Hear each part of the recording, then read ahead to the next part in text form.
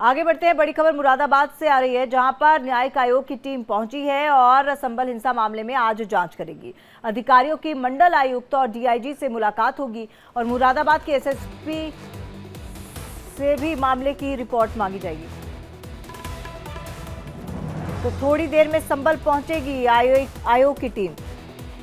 हम आपको बता दें कि आयोग की टीम के साथ डीएम एसपी मौजूद रहेंगे। आयोग की टीम में डीएम एसपी मौजूद रहेंगे। संभल हिंसा की जांच करेगी आयोग की टीम। हिंसा की वजह पता लगाएगी जांच टीम और जांच को लेकर सुरक्षा के कड़े इंतजाम किए गए हैं। तो संभल हिंसा की जांच के लिए राज्य सरकार द्वारा गठित की गई न्यायिक आयोग टीम जो है वो मुरादाबाद कल पहुंची थी और अब आयोग के 3 में से 2 सदस्य रात में मुरादाबाद पहुंच चुके थे, जबकि एक सदस्य आज यहां आएंगे। इसके बाद आयोग संभल में हिंसा वाली जगह का निरीक्षण करेगा। इसके बाद संबंधित लोगों के बयान दर्ज किए जाएंगे। न्यायिक आयोग के मुरादाबाद पहुंचने से पहले ही तमाम इंतजाम जो थे वो कर लिए गए थे।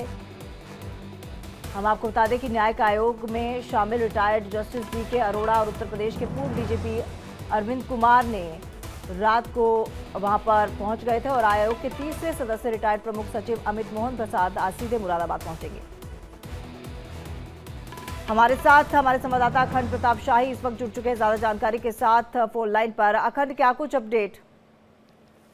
देखिए, ये जो न्यायिक आयोग की टीम बनाई गई है, ये जांच के लिए बनाई गई है, जिसे 2 महीने में अपनी रिपोर्ट सबमिट करनी है। राज्यपाल के संस्तुति के बाद ये आयोग बनाया गया था और ये इसमें डीके अरोड़ा जो कि पूर्व रिटायर्ड जज हैं इलाहाबाद हाईकोर्ट से जस्टिस हैं, और इसके अलावा एके जैन जो कि पूर्व डीजीपी हैं और अमित मोहन प्रसाद जो कि उत्तर प्रदेश से एसीएस होकर रिटायर हुए थे। तो इन तीनों लोगों को इस पैनल में शामिल किया गया है और ये तीनों लोगों का पैनल आज पहुंच रहा है। पहले 2 लोग मुरादाबाद पहुंचे थे, जिसमें जस्टिस एके अरोड़ा और एके जैन, डीके अरोड़ा और एके जैन, इन दोनों लोगों ने मुरादाबाद में जो मंडल आयुक्त हैं उनसे मुलाकात की। आंजनेय कुमार सिंह से मुलाकात हुई है, वहां पे डीआईजी से मुलाकात हुई है, बातचीत हुई है, घटना के बारे में कुछ जानकारी ली गई है कि क्या घटना हुई थी, कैसे हुई थी, क्या क्या पहलू समझ में आते हैं। फिर उसके बाद अब संभल पहुंचने की तैयारी है। संभल पहुंचेंगे तो यहाँ पे अमित मोहन प्रसाद सीधे संभल पहुंचने वाले हैं। तो तीनों लोग यहाँ पे पहुंचेंगे संभल में और संभल में फिर जांच शुरू होगी। और आज पहली बार आयोग बनाए जाने के बाद पहली बार ये दौरा हो रहा है, जहां पे बहुत सारे लोगों के बयानात लिए जाएंगे, जिसमें डीएम और एसपी के बयानात भी शामिल हैं। स्थानीय जो अधिकारी हैं, जिनमें सीओ स्तर तक के अधिकारी थे, उनसे बातचीत की जाएगी। पुलिसकर्मियों से जिनको चोट लगी है उनसे भी बातचीत की जाएगी। घटना के बारे में पूरी विस्तृत जानकारी ली जाएगी। फुटेज देखे जाएंगे, साक्ष्य जुटाए जाएंगे और फिर पहुंच कर भी जांच की जाएगी। तो बहुत सारे पहलू को अभी देखा जाना है। 2 महीने का समय है और 2 महीने में रिपोर्ट सबमिट करनी है। तो उससे पहले बहुत सारे पहलू पे जांच शुरू होगी। और चूंकि तीनों बहुत सीनियर लोग हैं, बहुत ही सीजन लोग हैं, बहुत ही ज्यादा एक्सपीरियंस्ड हैं, तो ऐसे में इन लोगों के जांच रिपोर्ट पे पूरी घटना का जो अनावरण होने की बात कही जा रही है, वो सब कुछ इनके रिपोर्ट में दारोमदार रहेगा। और क्या कुछ बिंदु होंगे इस पूरे जांच के, क्या कुछ एंगल्स होंगे अखंड?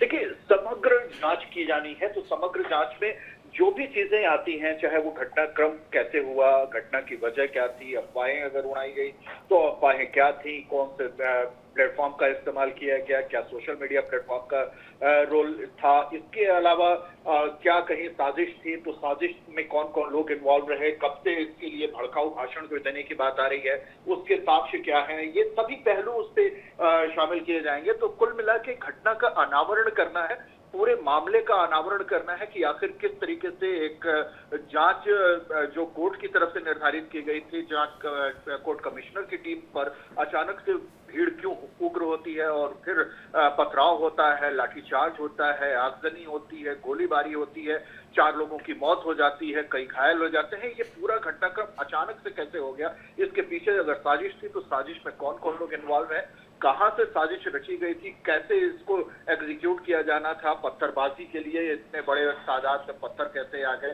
तो ये सारे पहलू उसमें शामिल किए जाएंगे।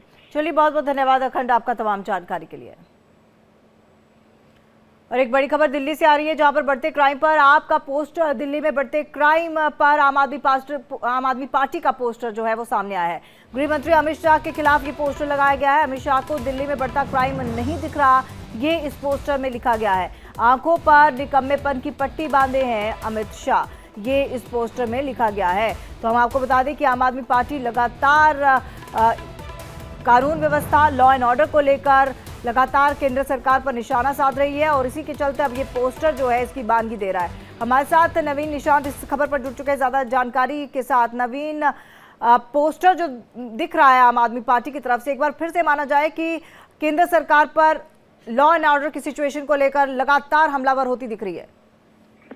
बिल्कुल, देखिए बता दें कि आम आदमी पार्टी पहले दिन से दिल्ली की कानून व्यवस्था को लेकर सवाल उठा रही है और कल जैसे अरविंद केजरीवाल की पदयात्रा के दौरान जो हमला हुआ उसके बाद से ही आम आदमी पार्टी के तेवर सख्त हैं और आम आदमी पार्टी लगातार अमित शाह और भारतीय जनता पार्टी पर हमला बोल रही है, क्योंकि दिल्ली की जो कानून व्यवस्था है वो कहीं ना कहीं एमएचए के अंडर आता है। जो पुलिस अधिकारी हैं वो सीधे एलजी या फिर एमएचए को रिपोर्ट करते हैं। तो ऐसे में आम आदमी पार्टी इस मुद्दे को भुनाना चाहती है और बीते दिन कल देर शाम जब चिराग दिल्ली इलाके में अरविंद केजरीवाल पदयात्रा कर रहे थे और उनके ऊपर जो पानी फेंकने की वारदात हुई थी, उसके बाद से ही आम आदमी पार्टी लगातार भाजपा पर यह आरोप लगा रही है कि उनके द्वारा दिल्ली के लोगों की सुरक्षा नहीं दी जा रही और इसे लेकर ही जो पोस्टर है वो जारी किया गया है और निश्चिंत है कि आने वाले दिनों में भी और ऐसे पोस्टर देखने को मिलेंगे जिसपे कहीं ना कहीं बीजेपी और अमित शाह पर निशाना साधते हुए आम आदमी पार्टी नजर आएगी।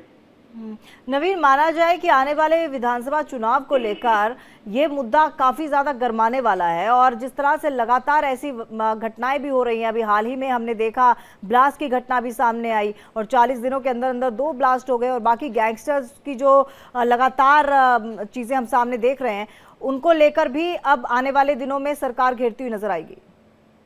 बिल्कुल, देखिए दिल्ली विधानसभा चुनाव में दिल्ली की सुरक्षा व्यवस्था एक बहुत बड़ा मुद्दा है। बीते दिनों अरविंद केजरीवाल, मनीष सिसोदिया और सौरभ भारद्वाज ने एक संयुक्त प्रेस कॉन्फ्रेंस की थी और उसमें दिल्ली की कानून व्यवस्था से जुड़ा एक जो रिपोर्ट है वो सार्वजनिक किया था। तो आम आदमी पार्टी का ये क्लियर एजेंडा है कि दिल्ली की कानून व्यवस्था के इर्द गिर्द जो कानून व्यवस्था बिगड़ रही है उसके इर्द गिर्द जो चुनाव है दिल्ली विधानसभा का वो लड़ जाएगा, क्योंकि आम आदमी पार्टी के पास एक बड़ा मुद्दा है, क्योंकि दिल्ली की जो कानून व्यवस्था है वो सीधे एमएचए को रिपोर्ट करती है, एलजी को रिपोर्ट करती है और दिल्ली सरकार का उसमें कोई योगदान नहीं है। तो ऐसे में बीजेपी और केंद्र सरकार पर निशाना साधने के लिए आम आदमी पार्टी को इससे अच्छा कोई और मौका नहीं मिलने वाला।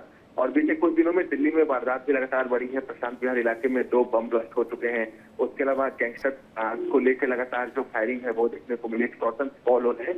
तो आम आदमी पार्टी तमाम मुद्दों को बना रही है और एक गौर करने वाली बात ये भी है कि अरविंद तमाम कुछ जगह जा रहे हैं या तो उसकी हत्या हुई है या चलिए नवीन, बहुत बहुत धन्यवाद आपका तमाम जानकारी के लिए।